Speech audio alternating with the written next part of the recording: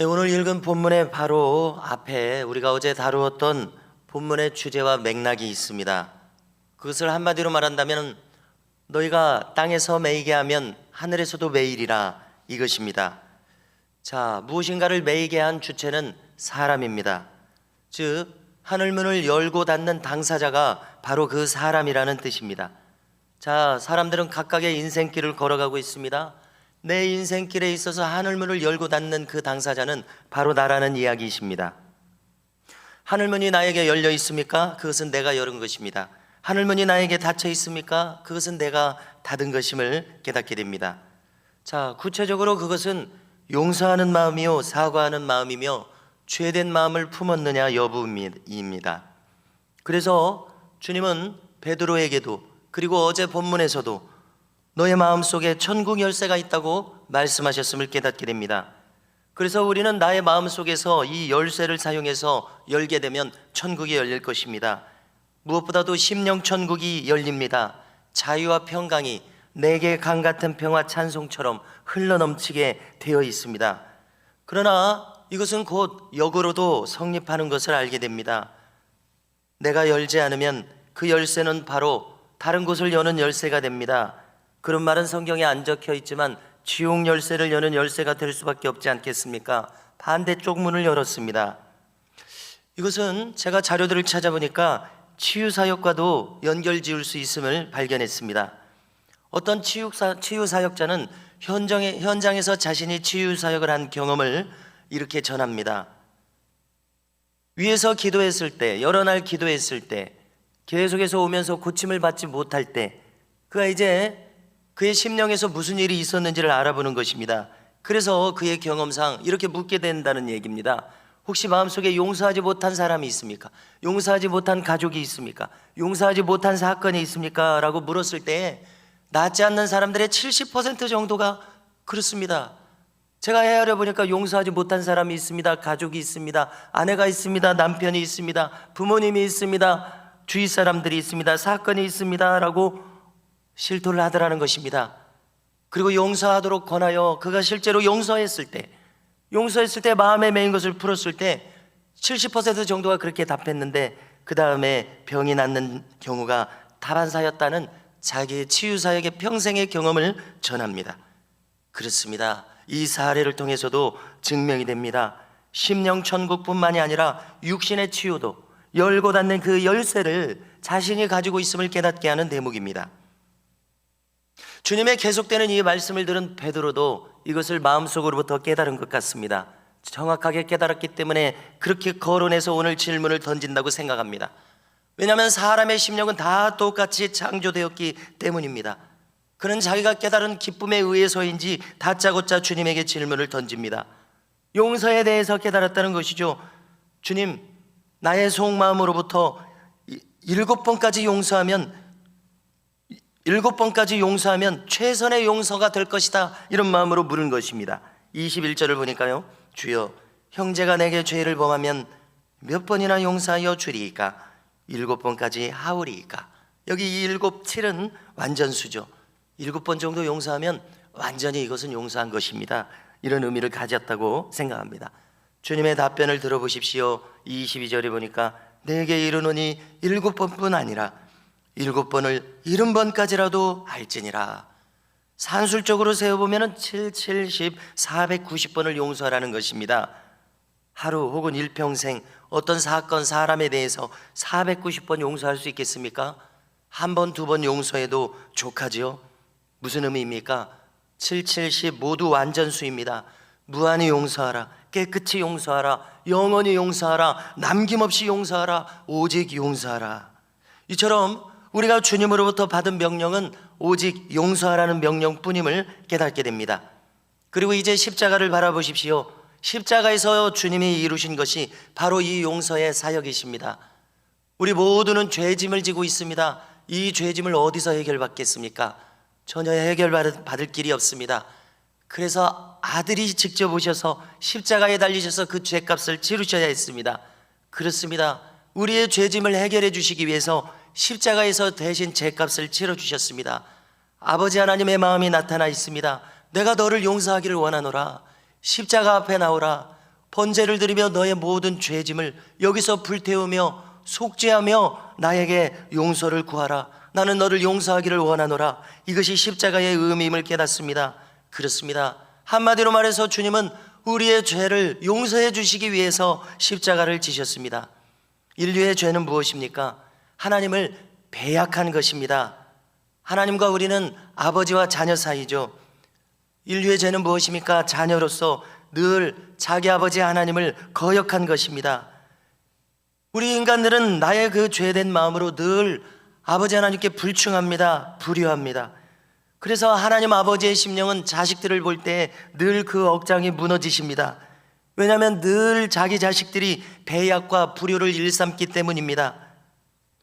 그런데 십자가는 그것을 풀어주시기 위한 하나님의 자구책이셨습니다. 누구든지 십자가 앞에 나와 자신의 죄와 허물에 대해서 번제를 드리는 마음으로 통회하여 자복하면 보혈로서 그 죄를 씻어 용서해 주시리라는 아버지의 마음이 바로 십자가임을 깨닫습니다. 기독교 신앙은 다른 것이 아님을 깨닫습니다. 기독교 신앙은 십자가 신앙입니다. 즉 용서의 신앙입니다. 십자가는 용서입니다. 그러므로 우리는 나는 용서를 알지 못합니다. 그 말은 곧 나는 십자가를 알지 못합니다. 십자가를 경험하지 못합니다. 그 뜻도 모릅니다. 십자가는 나와 상관이 없습니다. 바로 그 뜻임을 깨닫게 됩니다. 그래서 주님은 70번씩 7번을 용서하는 마음이 도대체 무엇인지 그것을 비유를 베푸십니다. 맨 앞을 보십시오. 천국 비유를 베푸신다고 하지 않습니까? 그렇습니다. 마태복음 13장에 가득한 천국 비유에 이어서 이제 다른 말로 표현하는 천국 비유는 바로 이것이다 제시해 주신 것입니다. 그것은 곧 1만 달란트를 탕감받은 자의 비유입니다.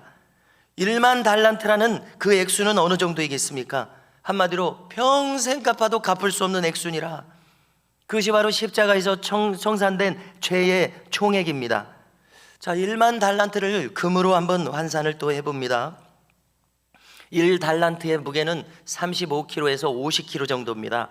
그러면 대략 40kg라고 이렇게 감안을 하면은요, 금이 10,000덩어리가 있다는 의미입니다. 제가 즉시로 금 시세를 찾아보니까요, 어제 40kg면은 요즘은 계산도 쉽죠. 40kg를 거기다 넣으면 액수가 나옵니다. 30억 정도가 나오더라고요. 거기에 1만을 곱해 보십시오. 30조가 나옵니다. 그 사람은 30조를 탕감받았습니다. 30조, 상상도 가지 않습니다. 1,000억만 해도 상상이 가지 않는데 30조, 상상이 가지 않습니다. 일평생 만져볼 수도 없는 액수입니다. 그렇습니다. 우리가 십자가에서 받은 용서는 평생 갚아도 갚을 수 없는 그 용서를 받았다는 사실입니다. 그런데요, 왕으로부터 이처럼 큰 은혜를 입은 그 신하가 나가다가 자기에게 100데나리온에 빚진 동료 관리를 만났습니다. 100데나리온이란 100일치의 품삯을 말합니다. 그러므로 약 3개월치 정도의 임금입니다. 결코 적은 액수는 아니죠. 그렇지만 1만 달란트와 비교했을 때는 참으로 미미한 액수입니다. 그런데 이 사람이 가다가 이 동관에 멱살을 주면서 왜 갚지 않느냐, 갚으라. 그러자 그 동관은 100데나리온이 그렇게 큰 액수인지 모르겠습니다. 엎드려서 자비를 구합니다. 그런데도 자비를 베풀지 않습니다. 그를 옥에 가둬버렸습니다. 이것은 자신이 얼마만한 액수를 탕감받은지를 전혀 생각하지 못하고 연결짓지 못하는 행동임이 틀림없습니다.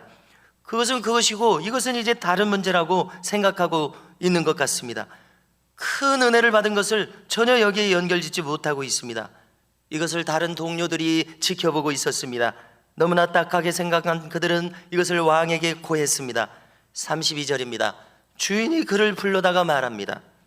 악한 종아, 악하다는 것입니다. 악한 종아, 네가 빌기에 내가 내 빚을 전부 탕감하여 주었거늘 내가 너를 불쌍히 여김과 같이 너도 내 동료를 불쌍히 여김이 마땅하지 아니하냐. 노하여 그 빚을 다 갚도록 그를 옥졸들에게 넘기니라. 이것은 비유임을 기억하십시오. 무슨 뜻입니까? 십자가를 거절한 자는 나와 상관이 없느니라. 그러면 그 죄짐의 빚은 너 스스로 갚도록 하여라.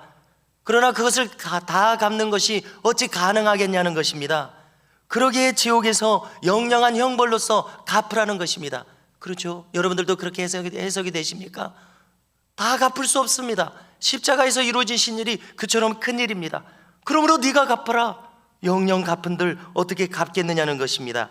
35절, 그래서 주님은 결론적으로 너희가 각각 마음으로부터 형제를 용서하지 아니하면 나의 하늘 아버지께서도 너희에게 이와 같이 하시리라 엄중한 말씀을 주십니다.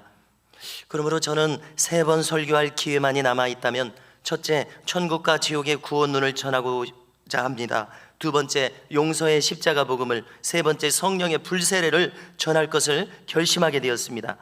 이처럼 용서는 사활을 좌우하는 문제입니다. 용서하지 않는 마음은 십자가와 무관합니다. 즉 주님과 무관합니다.